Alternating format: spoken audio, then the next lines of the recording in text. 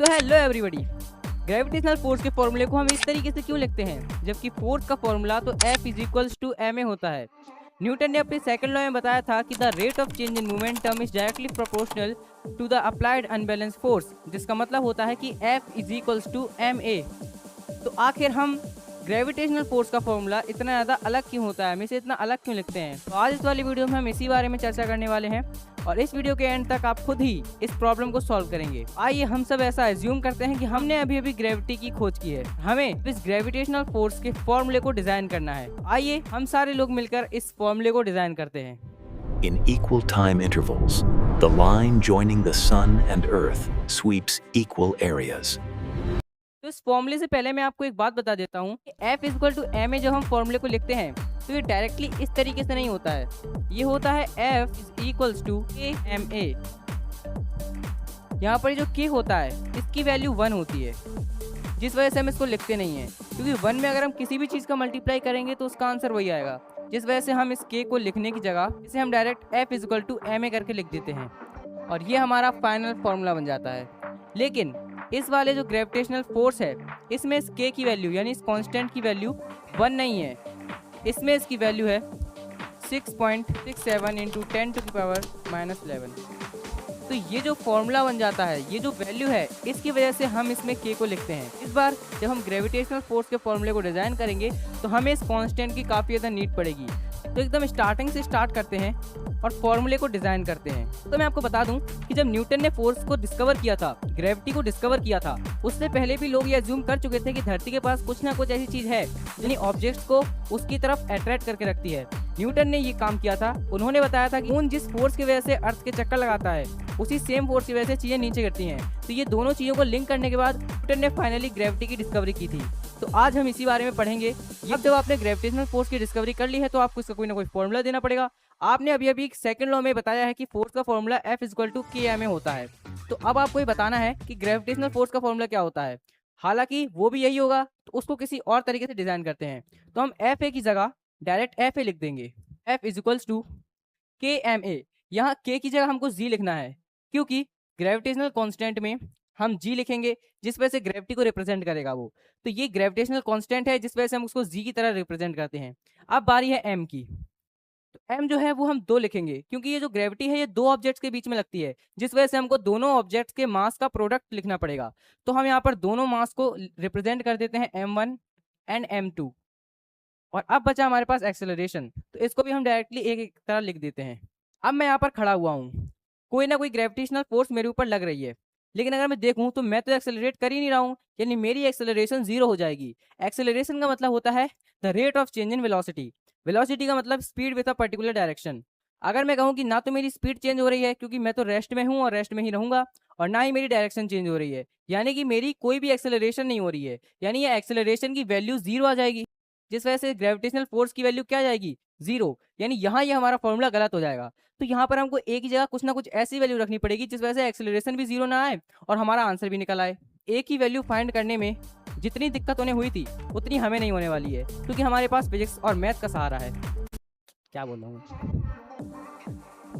तो न्यूटन को इस एक ही वैल्यू फाइंड करने में जितनी ज़्यादा दिक्कत हुई थी उतनी हमें नहीं होने वाली। फिर मैंने स्टार्टिंग में आपको बताया था कि जिस फोर्स की वजह से ऑब्जेक्ट ऊपर से नीचे गिरते हैं वही सेम फोर्स है जिस वजह से मून हमारे अर्थ के चक्कर लगाता है। ये सेंट्रीपिटल फोर्स होता है, इसमें मून में कोई ना कोई एक्सेलरेशन हो रही है और ये जो फोर्स है ग्रेविटेशनल फोर्स मून पर भी लग रहा है। तो कैसे भी करके अगर हम सेंट्रीपिटल एक्सेलरेशन निकाल लें तो हमें इस एक्सेलरेशन की वैल्यू पता चल जाएगी, क्योंकि एट द एंड दोनों सेम फोर्स हैं जो कि ऊपर से नीचे गिरते हुए ऑब्जेक्ट के ऊपर लगता है और रेवोल्यूट करते हुए मून के ऊपर लगता है। तो इस एक्सेलरेशन को निकालने के लिए हम सेंट्रीपिटल एक्सेलरेशन को निकालेंगे। तो चलिए स्टार्ट करते हैं इस सेंट्रीपिटल एक्सेलरेशन को निकालना। इसके लिए हमको इमेजिन करना पड़ेगा एक बहुत बड़ा सा स्फीयर। यहाँ पर एक बहुत बड़ा सा सर्कल है, सर्कल के बीच में एक सेंटर है। यहाँ पे कोई एक ऑब्जेक्ट, सपोज हमारी अर्थ, सेंटर यानी कि सन के चक्कर लगा रही है। अब हमको निकालना ये है कि ये जो एक्सेलरेशन कर रही है ये एक्सेलरेशन क्या है। मैं आपको बता दूं कि इस वक्त इसकी जो वेलोसिटी है, इसकी जो स्पीड है वो सेम है। इसकी वेलोसिटी का मैग्नीट्यूड जो वैल्यू होगी वो एकदम सेम होगी, अंतर इसकी डायरेक्शन में आएगा। फिलहाल हम 2 पॉइंट लेंगे, पहला पॉइंट ऑब्जेक्ट यहाँ पर है और दूसरा पॉइंट ऑब्जेक्ट यहाँ पर है। अब अगर हम गौर से देखें, इस वक्त इस ऑब्जेक्ट के पास जो डायरेक्शन है वो ये है, ये असल में इसकी वेलोसिटी है। वेलोसिटी यानी वेक्टर की डायरेक्शन, तो ये इसका वेक्टर है। यहाँ से भी हम एक सेम वेक्टर निकालें, इसकी जो डायरेक्शन होगी वो कुछ ये होगी। अगर आप इमेजिन कर पा रहे हैं तो ऑब्जेक्ट यहाँ से चल रहा था तब इसकी डायरेक्शन यहाँ थी। यहाँ डायरेक्शन होने का मतलब ये है कि कैसे भी करके जो ग्रेविटेशनल फोर्स है जो कि सन अर्थ की तरफ लगा रहा है, ये लगाना अगर बंद कर दे, जो अर्थ है वो स्ट्रेट लाइन में चली जाएगी। और वो कौन सी स्ट्रेट लाइन होगी? वो सर्कल का टेंजेंट होगा। जब मैं आपसे अगर इसको कॉपी करने को बोलूँ और मैं इसको यहाँ पर लगा दूँ तो आप साफ साफ अंदर देख सकते हैं किस तरीके से इसकी डायरेक्शन इस साइड होनी चाहिए थी, लेकिन इसकी डायरेक्शन यहाँ से बदल के यहाँ हो चुकी है। यानी ये जो ऑब्जेक्ट की डायरेक्शन है, इसकी जो स्पीड है वो तो सेम है, लेकिन इसकी डायरेक्शन यहाँ से बदल के यहाँ हो चुकी है। यानी इसकी डायरेक्शन में जो चेंज आया है, इसकी डायरेक्शन में जो चेंज आया वही होगा इसकी चेंज इन वेलोसिटी। अगर हम बात करें इसकी तो ये है वेक्टर नंबर 1 और ये है वेक्टर नंबर 2। सेम ये वेक्टर नंबर 2 ही है जिसको हमने यहाँ पर बस रिप्रेजेंट किया है। ये इमेजिनरी लाइन है, यहाँ पर ड्रॉ नहीं की गई है। अब हम क्या करेंगे, इस पॉइंट को हम सेंटर से जोड़ देंगे तो ये दोनों लाइन इसकी रेडियस हो जाएंगी। इस वक्त आपको जो यहाँ पर लाइन दिख रही है ये इसके परपेंडिकुलर है, यानी यहाँ पर जो एंगल बन रहा होगा ये 90 डिग्री का बनेगा और यहाँ पर ये जो एंगल बनेगा ये भी 90 डिग्री का बनेगा। यानी ये जो लाइन है, ये जो आपको वेक्टर दिखाई दे रहा है, ये जो टेंजेंट दिखाई दे रहा है, ये इसके नॉर्मल है। मैं आपको बात करूँ कि इन दोनों के बीच में कोई ना कोई एंगल बन रहा होगा, मैं उन एंगल का नाम दे देता हूँ थीटा। मैं आपसे पूछूं कि इन दोनों के बीच में क्या एंगल बनेगा, मैं आपको पहले बता दूं ये लाइन इमेजिनरी लाइन है, मैंने इस वाली लाइन को पुट करके यहाँ पर रखा हुआ है। ये पॉइंट और ये पॉइंट को अगर हम साथ में मिला दें तो हमें यहाँ पर एक ट्रायंगल बनता हुआ दिखाई देगा। मैंने उस ट्रायंगल को रिप्रेजेंट करने के लिए इस वाली लाइन को यहाँ पर पुट किया है। तो मैं आपसे पूछूंगी इन दोनों के बीच में जो एंगल बन रहा है, इस एंगल को क्या नाम देंगे? क्या ये भी थीटा होगा? तो बिल्कुल ये थीटा होगा। कैसे होगा? दो लाइनों के बीच में जो एंगल बनता है उन दोनों की नॉर्मल रेस के बीच में भी सेम एंगल बनता है, जिस वजह से अगर यहाँ पर थीटा एंगल बनेगा तो यहाँ पर भी एंगल थीटा बनेगा। यहाँ पर ये V2 है, यहाँ पर ये V1 है। इन दोनों के बीच में जो डिस्टेंस का गैप आया है, यानी इनके बीच में डायरेक्शन चेंज हुई है, इसी चेंज हुई डायरेक्शन को हम चेंज इन वेलोसिटी कहेंगे, क्योंकि एट द एंड वेलोसिटी की वैल्यू सेम है, वेलोसिटी की डायरेक्शन चेंज हुई है। तो जो भी वेलोसिटी की डायरेक्शन चेंज हुई है उसी वेलोसिटी की चेंज हुई डायरेक्शन को हम एक्सेलरेशन कहेंगे। तो इन दोनों के बीच में जो चेंज हुआ है इसी को हम कहेंगे डेल्टा V। डेल्टा V यानी कि चेंज इन वेलोसिटी। इसको अगर हम टाइम से डिवाइड कर देंगे, क्योंकि कुछ ना कुछ टाइम में हुआ होगा, तो हमको मिल जाएगा एक्सेलरेशन, जो कि हमको निकालना है। तो इस ट्रायंगल को हम यहाँ बना देते हैं। यहाँ पर मैं आपको बता दूं, इसको हम कहेंगे V2, इसको हम कहेंगे V1, या इसको V1 इसको V2 कह दो। यहाँ पर हम लिखेंगे डेल्टा V। सेम वही ट्रायंगल हमने यहाँ पर बना दिया है रिप्रेजेंट करने के लिए। अगर आप गौर से देखें तो यहाँ पर एक ट्रायंगल और बनना है, ये वाला।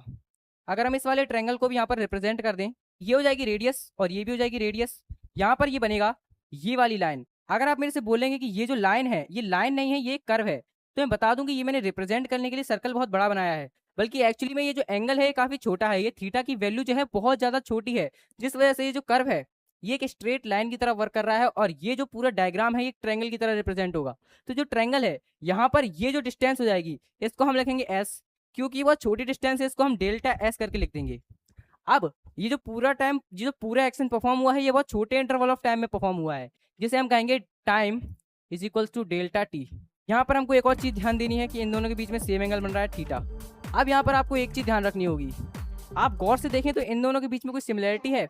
ये एक आइसोसेलेस ट्रायंगल है, ये भी एक आइसोसेलेस ट्रायंगल है।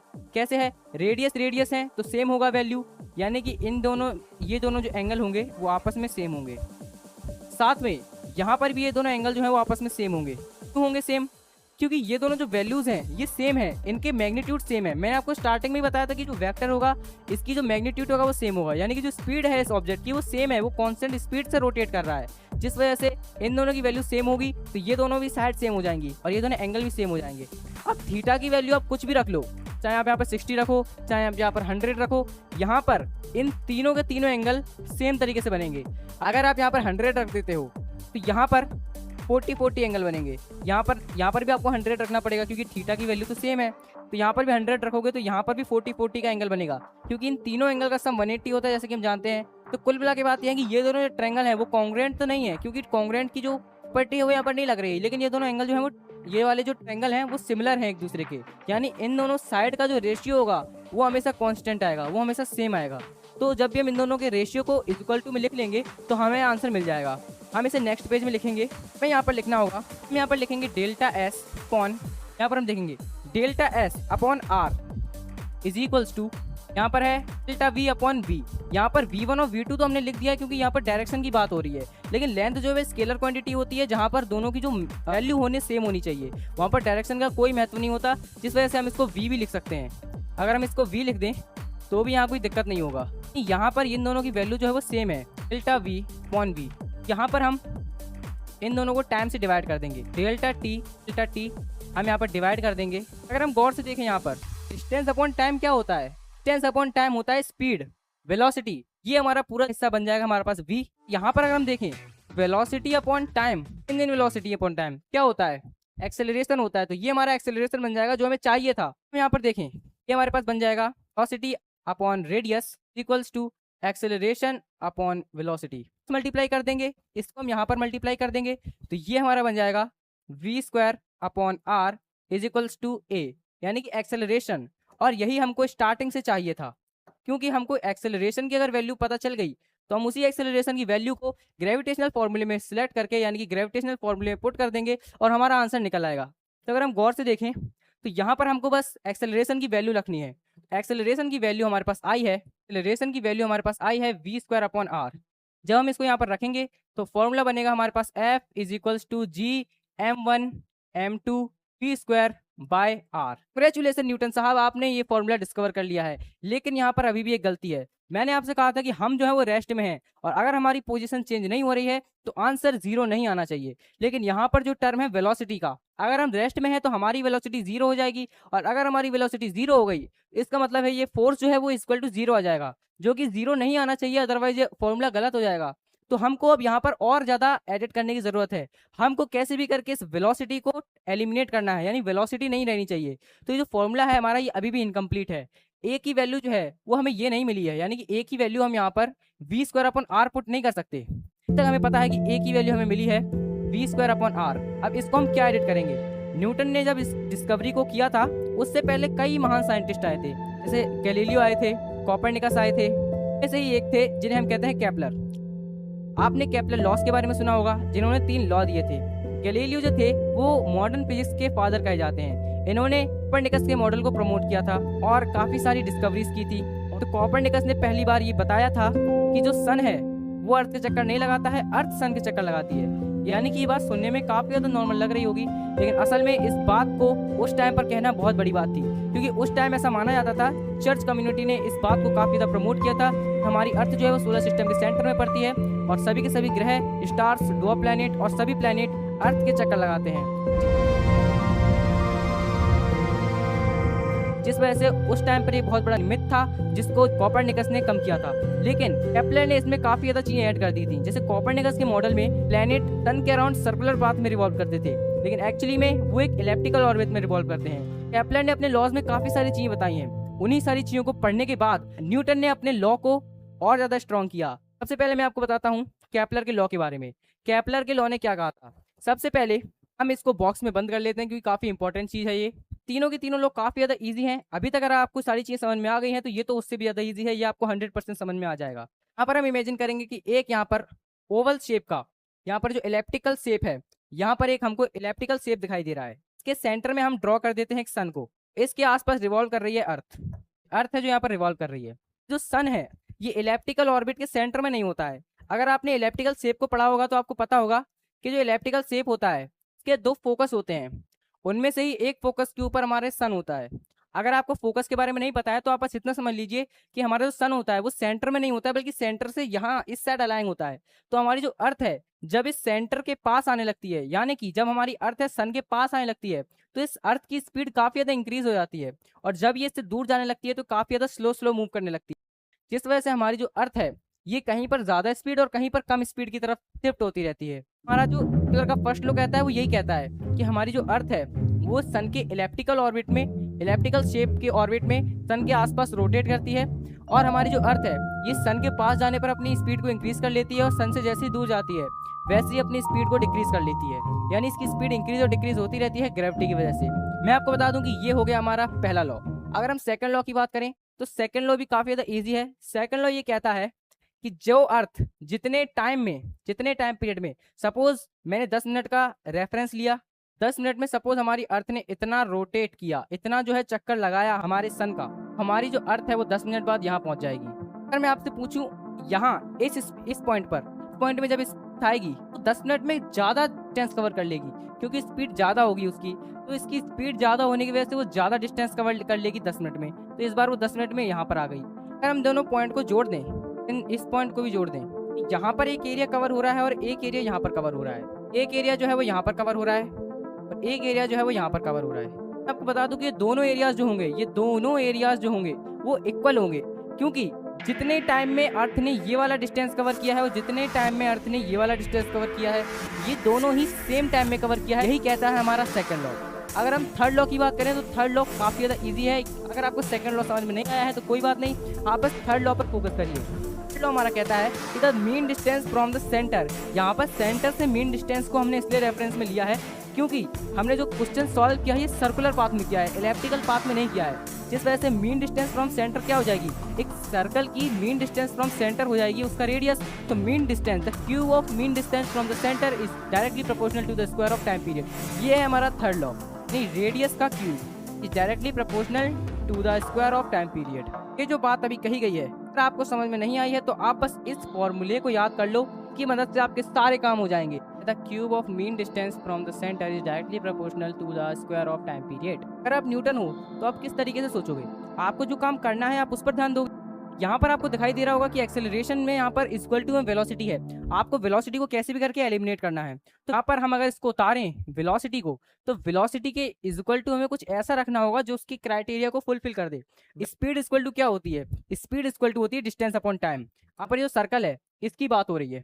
तो अगर मैं आपसे कहूँ velocity equal to distance upon time, यानी कि डिस्टेंस अपॉन टाइम, एस का मतलब डिस्टेंस होता है, वी का मतलब स्पीड होता है और टी का मतलब टाइम होता है। डिस्टेंस होती है किसी सर्कल की सरकमफ्रेंस, कोई ऑब्जेक्ट सर्कुलर पाथ में डिस्टेंस कवर करेगा वो उसकी सरकमफ्रेंस के इक्वल हो। तो यहाँ पर हम सरकमफ्रेंस का फॉर्मूला लिख देते हैं 2πr।